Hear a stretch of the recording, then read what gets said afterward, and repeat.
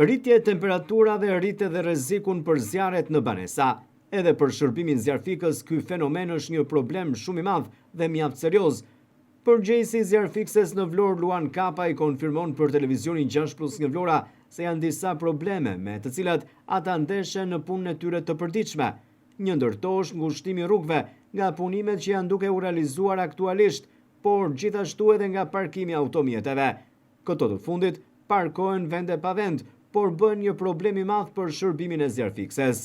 Po edhe në banesa shërbimi zjarfikse ka ndërhyrë herë pas here, por vështirësia e shërbimit zjarfikës në këto banesa është shumë e madhe për sa i përket kalimit të mjeteve zjarfikse në rrugë, por edhe afrimit tek objektet ku ka rënë zjarri, sepse rrugët ngushtohen si nga parkimet e mjeteve të ndryshme, por edhe nga punimet që po bëhen në qytet. Dhe u desh të bënim disa lëvizje të pa nevojshme për të arritur tek kjo vendngjarje, për të kontrolluar vgatën e zjarrit që ishte në këtë banesë. Kapaj ka një thirrje për kompaninë që po ndërton rrjetin e ri të ujësjellësit, që të bëjë njoftime publike për rrugët që bllokon e ku kryen punime, qofshin këto për informimin e publikut, por edhe për shërbimin zjarfikës.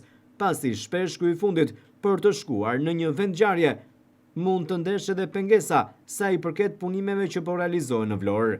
Normalisht që këto punime dhe i bëj edhe një herë thirrje asaj firme që bën punime që nëse ajo bllokon rrugët për të kaluar mjeti zjarfikse, nuk duhet njoftoj ose duhet të bëj këto bllokime të bëj të lëvizshme që ne të kalojmë për të afruar te vatra e zjarrit apo tek një emergjencë që mund të ketë shërbimi zjarfikës.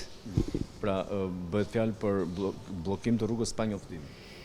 Po patjetër, sepse rrugët që mund të bllokohen duhet të njoftohet dhe shërbimi zjarfikës, sepse ne kemi mjete të rënda të mëdha që nuk mund t'i kalojmë apo pajisjet tona që nuk mund të vjen pa afruar mjetin në vendin e ngjarjes. Kështu që duhet bëjmë njoftim edhe zyrtar që kjo pjesë e rrugës mund të ketë kalime apo mund të jetë bllokuar plotësisht, ne ta dimë se ku mund të kalojmë. Shërbimi i zjarfikës u bën thirrje qytetarëve që të jenë të kujdesshëm në këto ditë me temperatura të larta dhe të njoftojnë zjarfiksen për çdo rast të mundshëm zjarri që mund të evidentohet në ambientet ku ata qëndrojnë, qofshin këto në ambientet të brendshme apo edhe të jashtme.